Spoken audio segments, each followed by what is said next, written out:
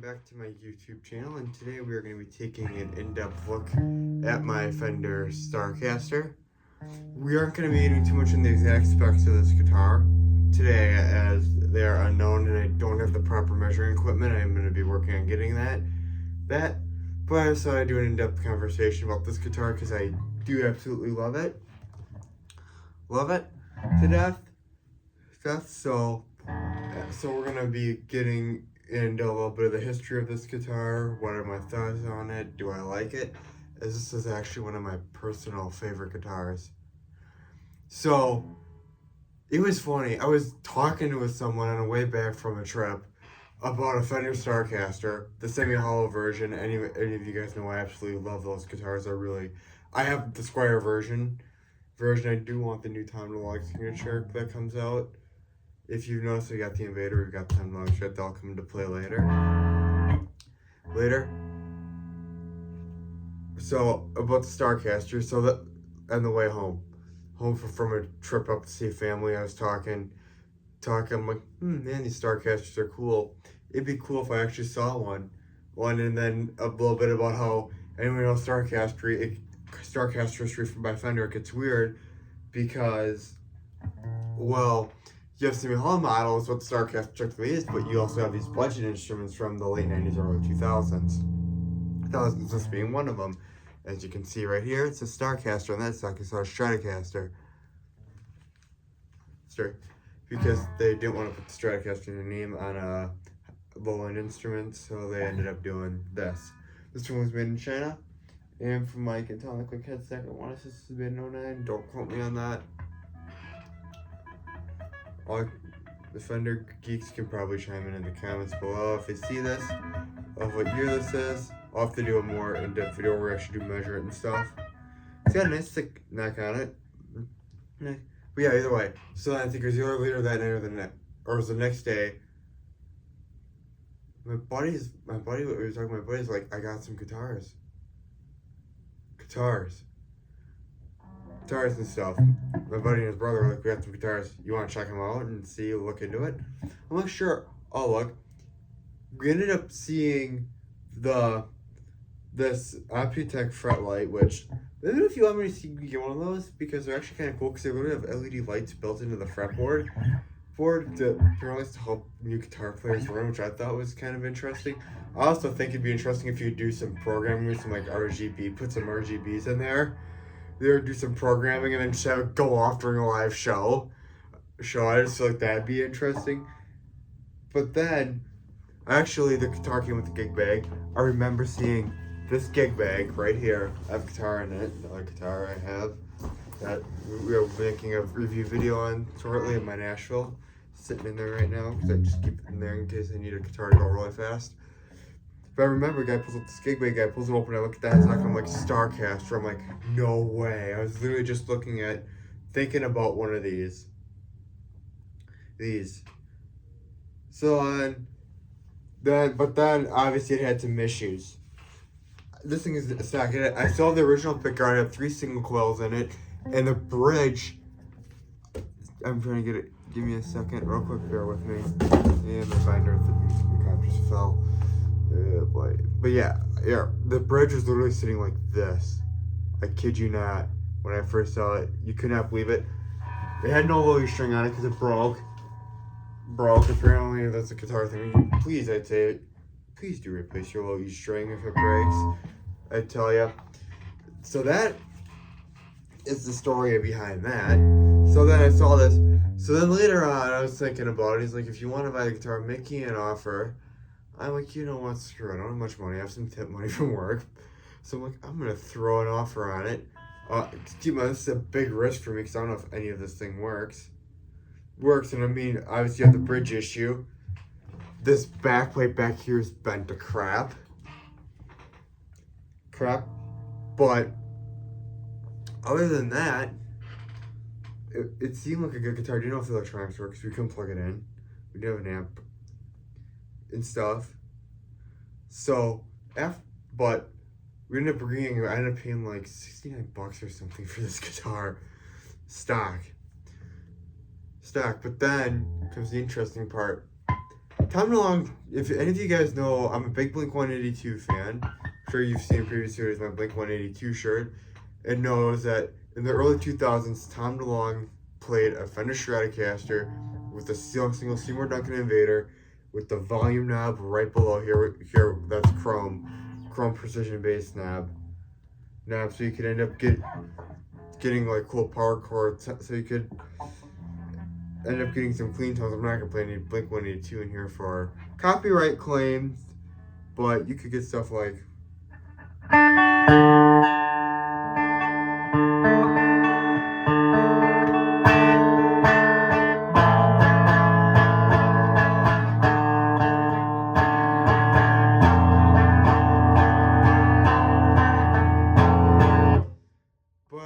too, the Invader was nice because, well, he could end up blowing it up like.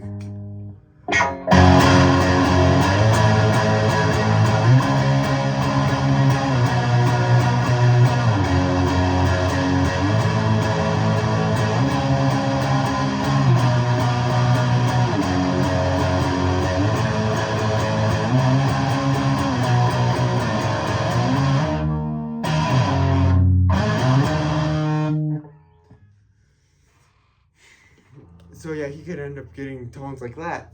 So I really want this Tom DeLonge Strat. They're like $1,300. You can buy them new. It's either $1,200 or $1,300. Can't remember something with a gig bag. But I'm like, I have this piece of crap Strat sitting around. Why not? And then I had the genius idea. Why not make? Because I wanted to get rid of the stock single coils because I like a high output pickup because I just like the note to be heard. I just never really been a big single coil guy. So then we basically said screw it. So then I basically said screw it, rip all the stock stuff out.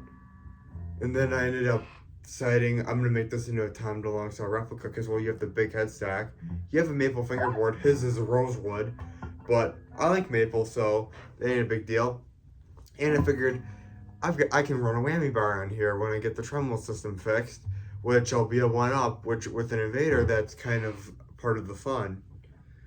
So I decided, let's do that. So I ended up going on Sweetwater, ordering this nice pick guard. Actually, no, I didn't. I ended up putting it together. Then I ordered the pick guard because pick guard was like $40. $40 for a pick guard. Guard for the pearlite one. You can actually buy it brand new from Fender. Only color you can buy with just a symbol H setup, which is kind of stupid. Fender, please start offering your pick guard in more than one color. Oh yeah, I forgot the guitar came with the strap, lightning strap. So then I ended up going to my local music store, ended up picking up Seymour Duncan Invader. Then I ended up going to my other local music store, a little bit further away, ended up getting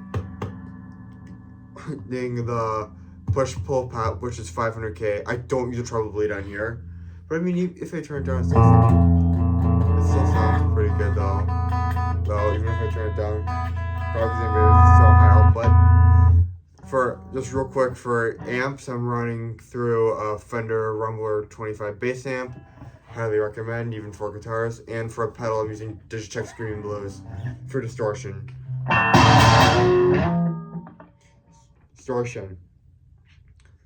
And then I put a new output jack in here. So I ended up getting all the parts together and ended up wiring it up, and then we ended up getting that all done, and then we ended up putting new strings on, and then we realized I only run 9s on here. Anyone knows I like the Ernie Ball Slinky Tops Heavy Bottoms. They're like 10 through 52. I actually think I have like the Super Slinkies on here because these tuners, for some reason, we feel like something hit them, and they don't like taking a big string on them, unfortunately. Fortunately, it also kind of hurts this problem. So we need to put new tuners and bridge on here someday. That bad video will be coming out someday. If you know what I mean. About that, let me know if you want to see that, because I will definitely probably have to do that at some point. Here's the problem. Then it's like, if I'm going down the rabbit hole, it's like, well, also then repaint this thing, like, you know what I mean? I mean, that's why I've kind of like stickering it. I kind of want to sticker it, but why? First pickup I ever wired myself.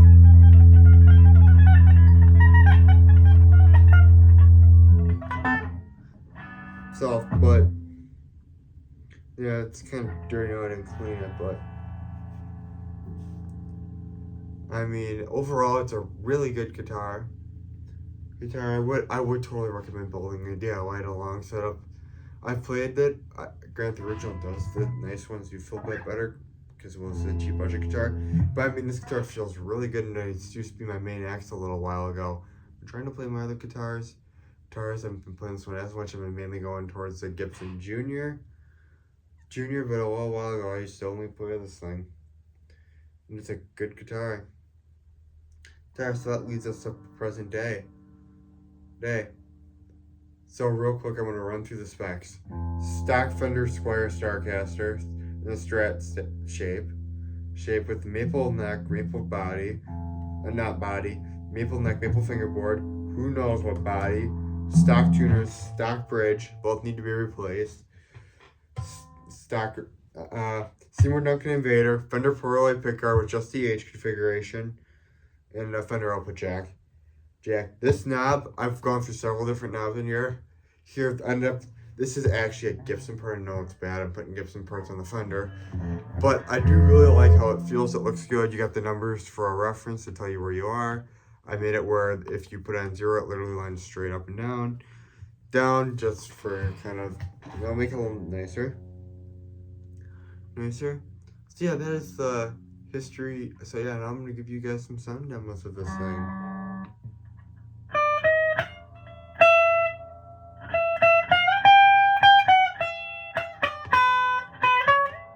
I was playing the most random stuff, so if it doesn't make sense.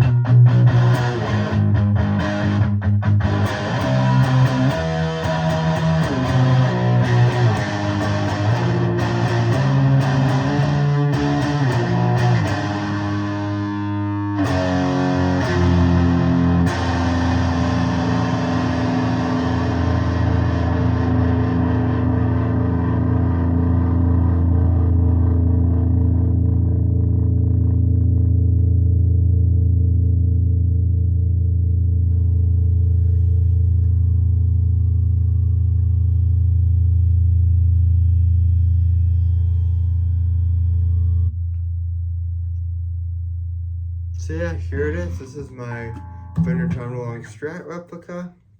Hope you all enjoyed this video. I upload every Sunday, Tuesday, and Thursday. Thank you all for watching. Please leave a comment and subscribe if you like this video. It helps a lot with the algorithm. And goodbye.